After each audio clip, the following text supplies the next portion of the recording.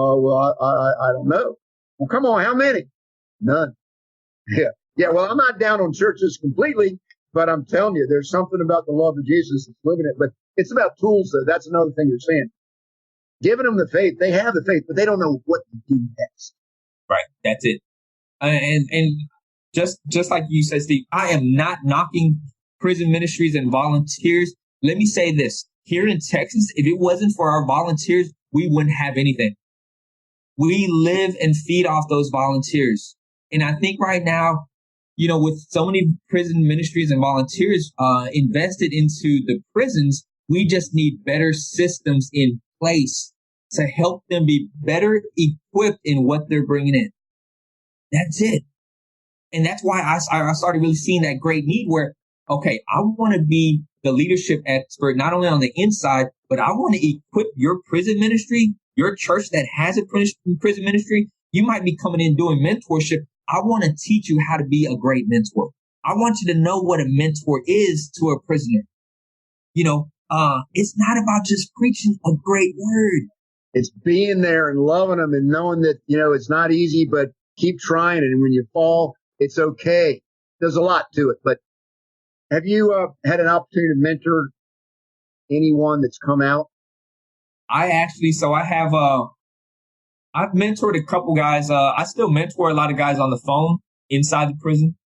One of my mentees that is alongside with me now works real close to me. I was able to raise up some money, and we sponsored him to be on the John Maxwell team also. So it's kind of like paying it forward. So we have, to be honest with you right now, we have a whole community that is just thriving for leadership. I mean, this unit that I came from, that we've been pouring into with our programs and through John Maxwell, I mean, it's literally just thriving because here's what they're longing for. They want to see someone actually live what they have been communicating and actually say, hey, I'm coming back. I ain't forgot about you. Yeah. And it gives them that hope because if Tuan can do it, you can do it. If Tuan, you can do it. But you're the only one that can do it, Tuan, and you learn that. Nobody can do it for you. That's it. Absolutely. I didn't get to mention this part of the story, Steve, but Mark Cole, leading up to the March IMC, where we would be with 3,000 other people all over the world, Mark reached out to me. He said, hey, Tuan, I want you to share the main stage with me. Well, I knew it had to get to that because your story is a great story that motivates anybody. Turn your life around the way you did and give back to the others with that desire that you have. Yeah. So what happened? Man, he did a teaching for about maybe 45 minutes, and with 15 minutes left, he starts telling our story and calls me up on stage. And of course, we kind of went over it. And I mean, the crowd of 3,000 people just erupted, just standing and screaming and it was so powerful. It was a powerful moment. But what was more powerful about it, Steve, was what I said when I was on stage. Okay. Oh, yeah. The words that literally I spoke were concerning vision casting. Mark had asked me a question. He goes, hey, did you really see yourself? I mean, could you believe that you would be in front of 3,000 people, when you were still incarcerated? And I said, honestly, Mark, I knew I was going to be here. I didn't know it was going to turn out like this. And what I said, Steve, was, I said, hoping and pretending was not a strategy on how I got to this stage. I said, God impregnated me with a vision for prison transformation 2 years ago. I began to walk in that vision 2 years now. I've been carrying this baby with me for 2 years. And I said, right now, Mark, as I'm on stage, my water just pops. And I said, it's time to deliver. It's time to deliver. Wow. And that was in front of 3,000 people. And I spoke that with clear confidence because I knew exactly what my call was. I wasn't part of the John Maxwell team for any other reason except to impact that culture. And many more things are going to come and evolve around it. But that vision, Steve, was my driving force when I was in prison. It was my driving force, and a great illustration that I want to share is a scene from the movie Alice in Wonderland. She's seen walking on this deserted path, and she runs into this fork in the road, and that's where she has this divine encounter with the Cheshire Cat. All right. And so she asks the cat, she goes, well, which road should I take? The cat says, well, where are you going? And she says in a rather hesitant voice, she says, well, I really don't know.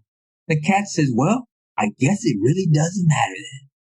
Yeah. That, my friends, is the epitome of someone that has sight but has no vision for their lives. And what I've learned now and that I model now is good leaders or great leaders help others cultivate a vision for their lives. And if you can't do that, you're not a great leader. You see what I'm saying? And Jesus was the greatest model of that, because one of the greatest acts that he was able to do is, number one, he cultivated vision for their lives. And his greatest second act was when he left. He got out the way. And for so many people that come in through prison ministry, when they get out the way, the people fall away too. You see what I'm saying? Oh, yeah. Because they weren't able to cultivate a vision for their followers because they weren't creating leaders. They created just a bunch of followers. And then followers, that's at best they'll be. And then what happens in that borrowed belief environment, the moment you leave, the moment your followers fade away too. Because you're not creating leaders, you're creating followers. That's beautiful. That's beautiful. I got so much stuff that you're stimulating inside of me that I can connect with and relate to about exactly the things you're saying. So I'm going to reframe that, because that's one of my weaknesses, is that people hear me all the time, but you're a breath of fresh air. They need to hear you. When you were running your groups, that were volunteer people were in your groups, and that's beautiful. When you got out, is somebody still running the group that you started? Absolutely. Tell me about how you communicate with that. Do you write letters? You send stuff in? Do they make phone calls to you? How does that work? I had the phone set up, so I always believe in passing the torch. So always having the end in mind is, hey, I'm not always going to be here. I'm always training and prepping someone to take my place. And I follow that example because what Jesus did after he left. The question is, it's not a matter of what people do in your presence that matters. It's a matter of what your people are doing once you leave. See, Jesus left, and what he was saying is, hey, look, as long as I'm in the way, the greater works that I have for you, you're not going to do them, because you're going to be dependent on me, and I'm going to get out the way. I've equipped you, I've empowered you, and I'm going to let you take off. Let me move out the way. And it started off with 12, it turned into 120, and that 120 in a literally weeks or two turned into 3,000. And today we're looking at 2.4 billion people because Jesus equipped and he got out the way. So you got to talk about forgiveness now. Okay. That's a huge, huge block for many, many people to not embrace who they really are. Right. Yeah. So let me just speak on forgiveness just a little bit. And I love using the word self-image because everything ties in with self-image. There was a time in my life where I knew I was about to come home. And so remember, I've been incarcerated 3 times. I'm flourishing in leadership. People are looking to me as a mentor, as an inspiration in their lives. And I'm crying out to God because I know he's forgiven me. But I asked him, Lord, I said, what am I still struggling with? Because I don't want to come back here anymore. Not like this. Not like this. I don't want to come here. I said, Lord, do I have a problem forgiving myself? Do I have a problem with shame and guilt? I mean, what is it? And I said, Lord, am I an addict? Is that what it is? I don't like saying that. I don't. I said, do I have a drug problem? I mean, I don't know. What is it, Lord? And the Lord spoke to me so clear that day, and it was a simple, profound truth. He said, Tuan, you're forgiven. You're chosen. You don't have a drug problem. You're not an addict. You're none of these things. What you do have is you have a self-image problem, and you still don't know who you are. And until I break that false self-image of what you see yourself as, you'll always go back to those lowly places. And that was the simple truth that God exposed to me. And he showed me glimpses of how poor my self-image. where I was one time riding around in this $150,000 Bentley coupe, right? With maybe like $500 in my pocket, with a gambling addiction, with a drug problem, and I'm going to church. Why did God show me this picture here? Why did God show me this picture? He showed me how poor of a self-image I had. And since I had a poor self-image, I didn't know how to cope with it. I started investing in material things to decorate my outside. Sometimes I used to work out a whole lot because I thought if I looked good on the outside, it would make me more confident in who I was. But deep down inside, I just invested on the outward appearance and never invested inward. You see, and a lot of men do that right now. They think that they're taking a time out. So now they spend all their times working out and trying to get pretty and get their sexy on. And guess what? They come out to a sad reality that they got nothing that can sustain it because all they rely on is the outward appearance, you know, and it's all part of having a self-image problem. You know, and in that moment right there, Steve, when God spoke that truth into my life, I never turned back.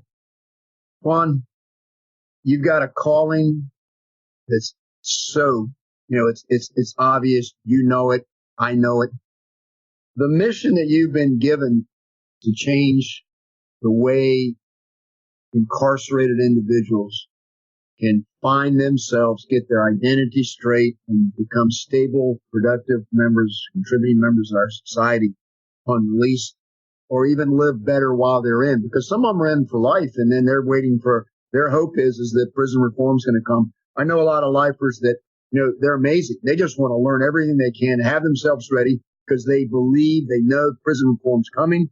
And when it finally gets here, they want to be ready and to get out there right away and hit the pavement running with being a productive, contributing member, and not be like, oh, wow, I don't know what to do because I never thought about this moment before.